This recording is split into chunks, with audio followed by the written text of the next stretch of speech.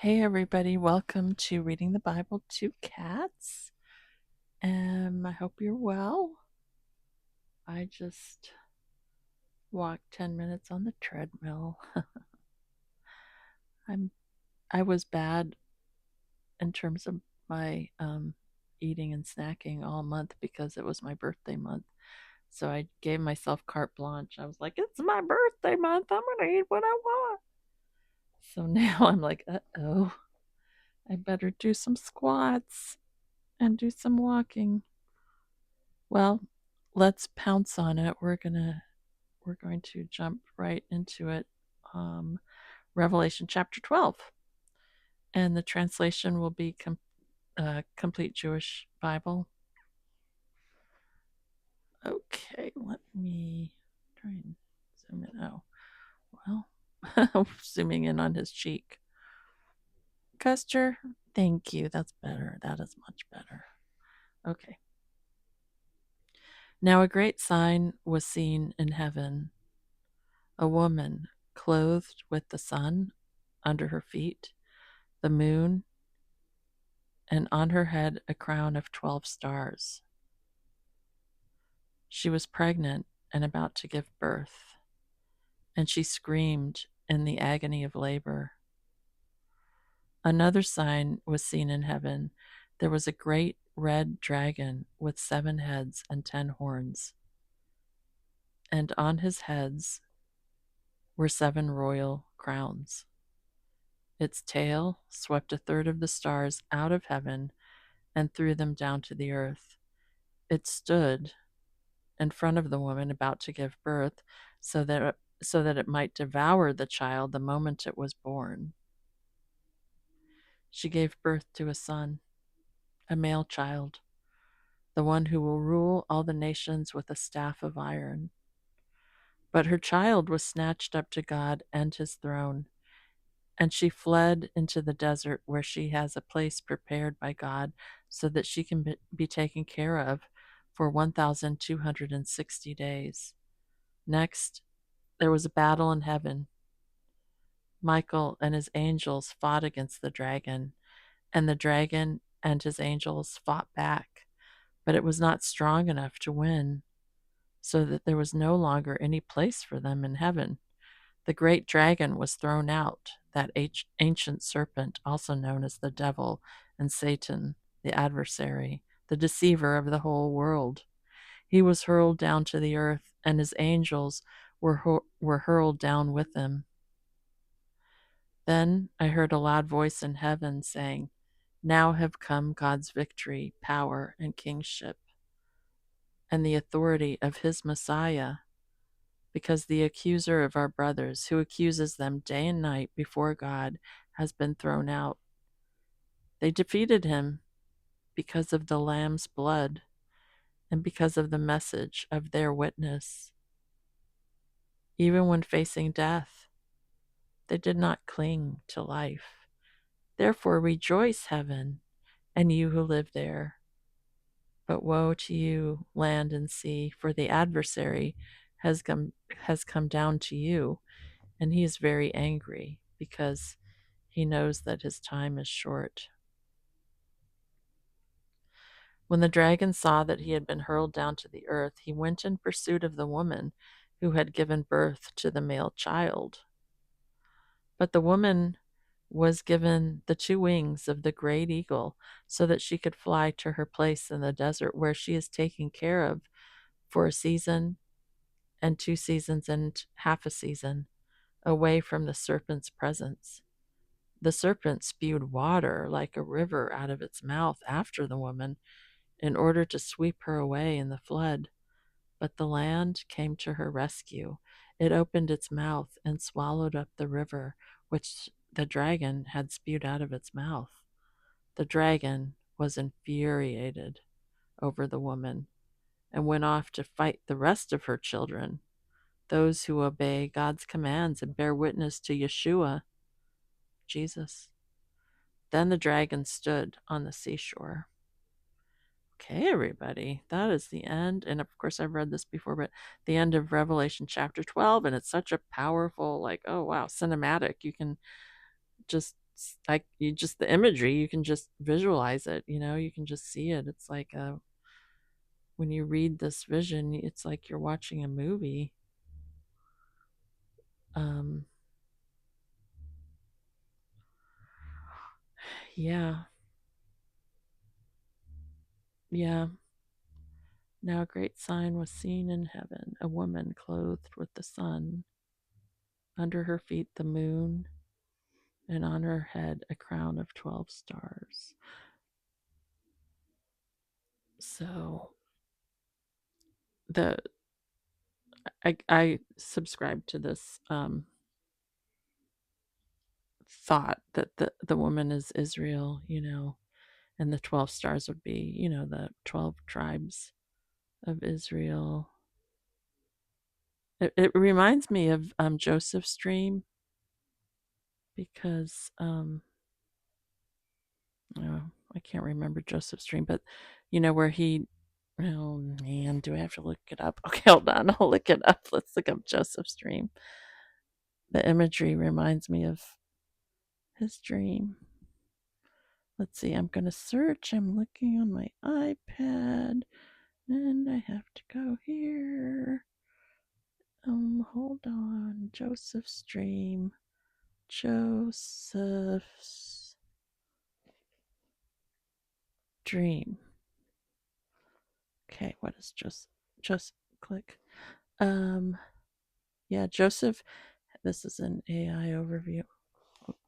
Joseph had two prophetic dreams in the book of Genesis where his sheaf of grain and 11 stars, well, because he's one of the stars, the sun and the moon all bowed down to him, signifying his future authority and exaltation over his family.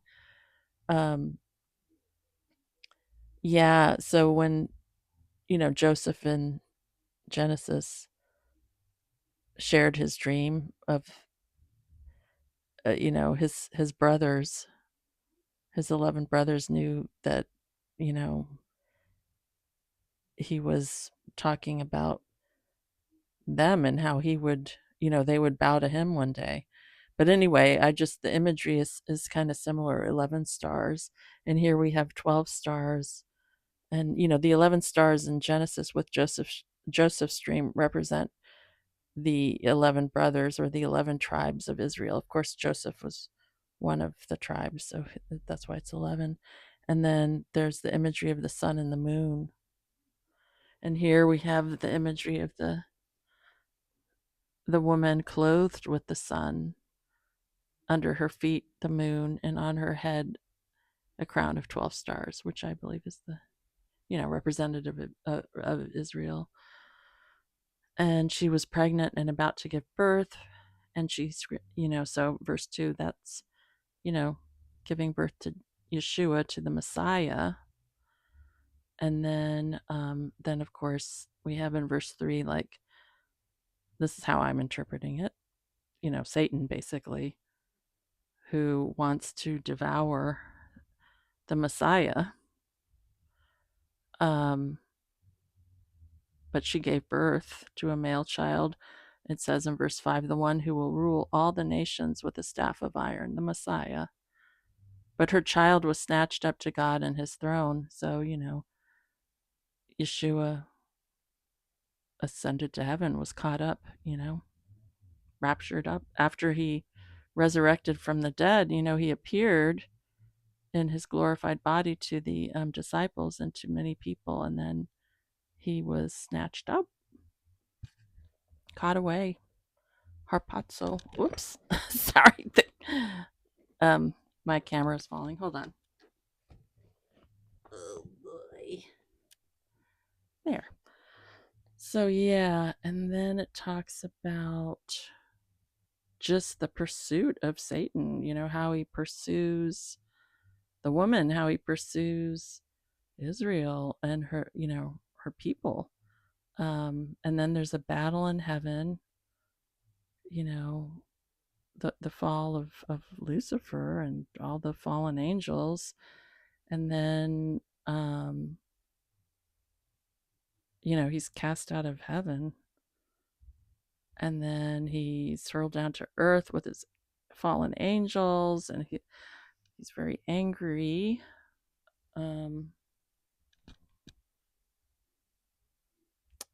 Yeah. Then it says in verse 11, though, that those, we defeat the evil one. They defeated him because of the lamb's blood and because of the message of their witness or their testimony. Even when facing death, they did not cling to life. And I'm thinking that's, you know, yeah, true throughout the ages, but also this is prophetic, and pointing to part of this, pointing to a time yet future when, people will be martyred for their faith. And of course, throughout the centuries, people have been martyred for their faith. But yet they held to the testimony of Yeshua, of Jesus. And then verse 12, therefore rejoice, heaven, and you who live there. And then, but woe to you, land and sea, for the adversary has come down to you, and he's very angry because he knows that his time is short. Yeah. I don't know if you, oh, sorry, we're focusing on Guster's ear. No, let's see more of your face. Hold on. Okay.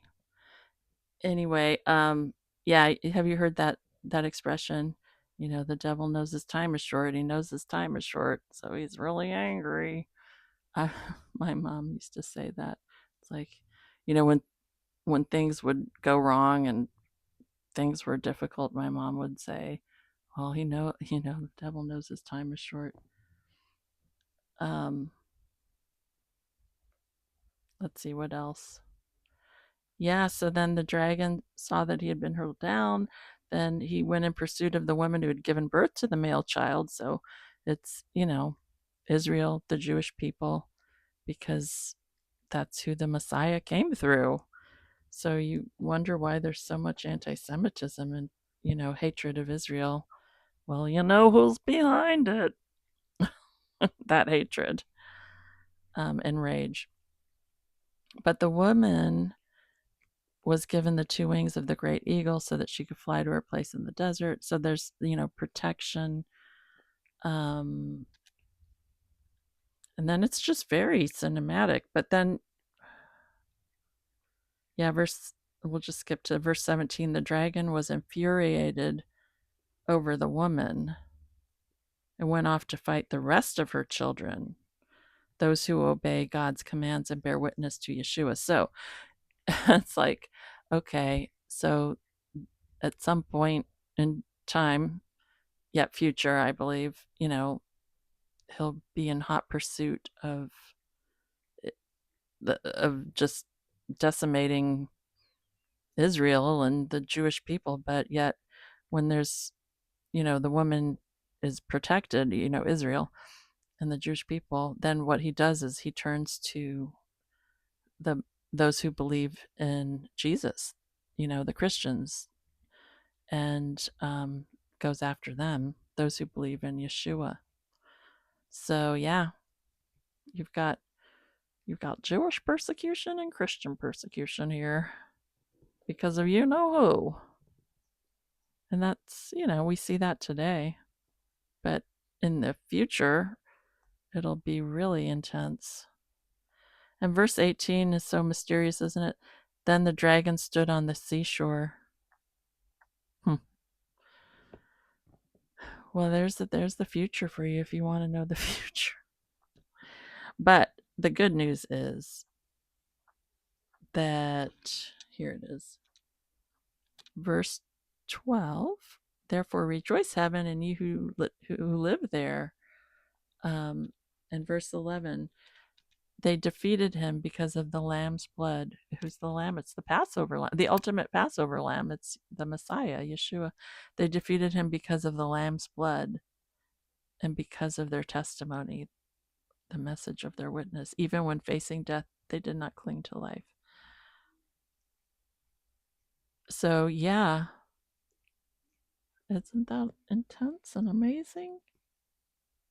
Let's see if I can. Oh, wow. Sorry, you're getting such a close up that. Let me try and pull back a little. Hold on. There, that's better. Picture of Guster. Um, let me see if I can find a commentary on it. Hold on. Do a little search here. I'm trying not to topple the camera over. That's why I'm like trying to figure this out. Okay. Revelation. What did we just read? Was it Revelation?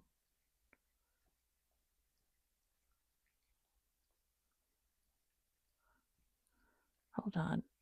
Yeah. Revelation. Oh, shoot. I just. Oh, man. Get yourself a cup of tea as I try and navigate the internet. Revelation 12 commentary. Commentary. Okay. Well, let's do the AI overview. So far, the AI overview's been pretty good. Um, Revelation 12 describes a cosmic conflict involving a woman. Oops.